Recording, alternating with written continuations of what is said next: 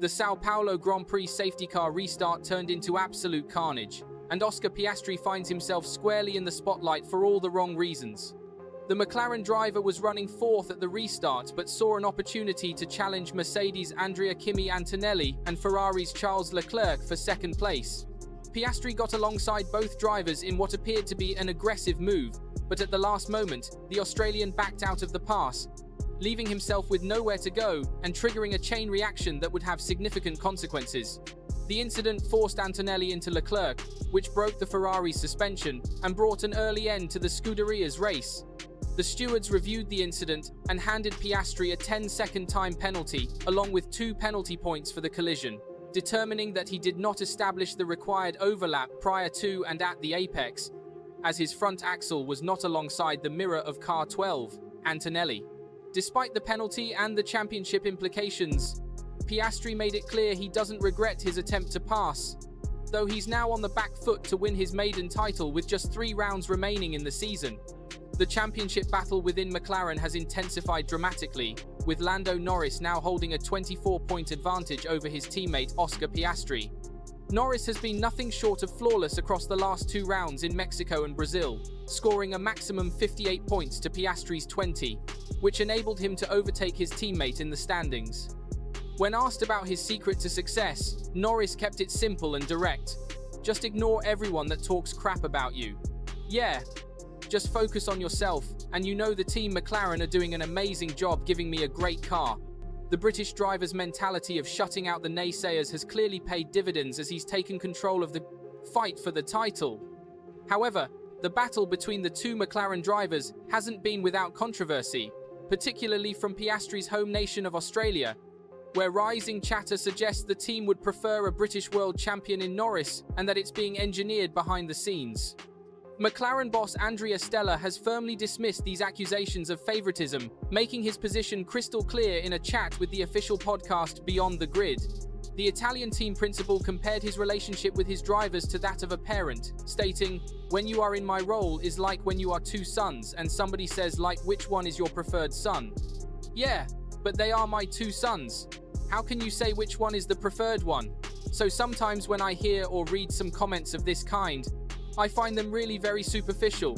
Stella emphasized that both Norris and Piastri have bought into the team's ethos to fight fairly for championship success, and he could never choose between his drivers who he views as his sons. The team denies any preferential treatment, insisting that both drivers are being given equal opportunities to fight for the championship on merit alone. Meanwhile, Ferrari finds itself under scrutiny from an unexpected source, as former Supremo Bernie Ecclestone has launched a scathing assessment of team boss Frédéric Vasseur. Ecclestone claims that Vasseur is too weak to take the prancing horse back to the top, arguing that the Scuderia needs a dictator to be successful.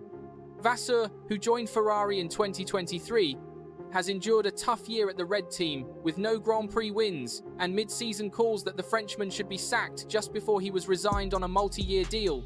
Vasseur himself acknowledged the challenges, stating, "It's a bit more difficult that McLaren is flying behind McLaren.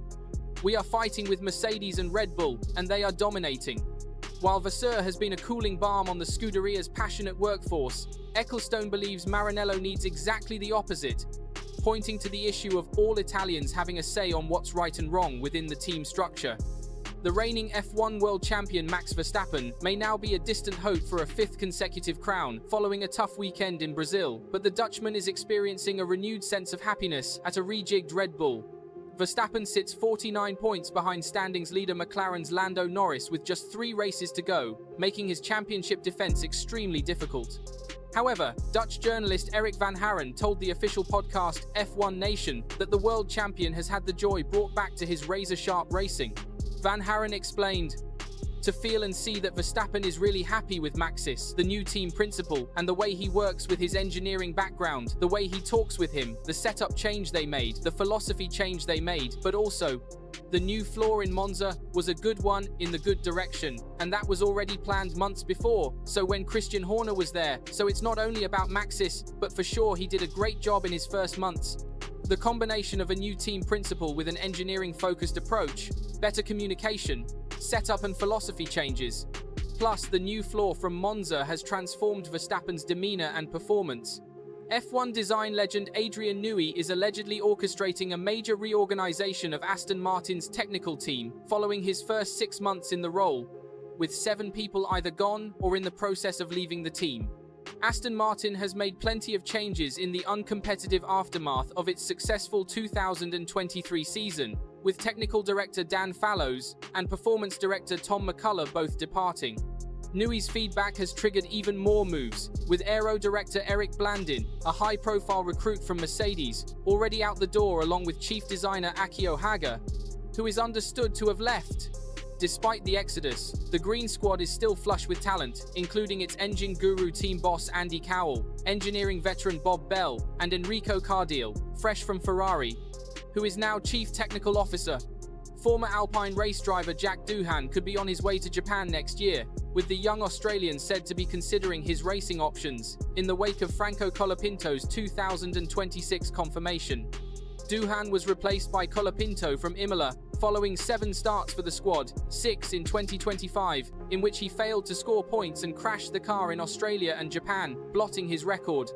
Super Formula, the closest series to F1 on car performance, is said to be an option via a potential Toyota link, and would enable Doohan to keep a foot in the F1 door by showcasing his talent in a highly competitive environment. Fernando Alonso says he's curious to see how his fellow 2-time world champion, rallying star Kalle Rovanperä, will fare on his shock switch next year to Japanese Super Formula. Rovanperä, who was fighting for a 3rd WRC title this year, said that he'd been looking for a new challenge for a while, with his dramatic discipline and series shift backed by Toyota. Alonso, who knows the difficulty of moving across categories given the level of specialization, having raced in both IndyCar and the World Endurance Championship, stated, "I'll follow with curiosity. It is more difficult to see people going that way from rally to single-seater than the other way around. It will be a good test." Rovanperä got a taste of F1 last year when he joined Red Bull in Austria for a chance to pilot the brand's 2012 title-winning RB8. Should his switch prove successful, the Finn could be on his way towards an F1 race seat at Toyota partner Haas. Formula E is set for a thrilling future following the reveal of the all-electric series' new Gen 4 car that is not only fully recyclable, but promises 50% more power and 100% motor efficiency. The car, which will make its debut in Formula E season 13 inches 2026-27, will feature active all-wheel drive, and has 2 distinct aero configurations to maximize performance for qualifying and races. The technical specifications are impressive, as explained. It's a bigger car in terms of its scale, but it's also a completely different design of car, different aerodynamics, different levels of downforce. It goes from a max power output of 350 kilowatts to 600 kilowatts. So, you've got a roughly 800 horsepower car accelerating significantly faster than the Formula 1 car with a much higher top speed. The jump from 350 kilowatts to 600 kilowatts represents a massive leap in performance, potentially making these electric racing machines faster in acceleration than their Formula 1 counterparts.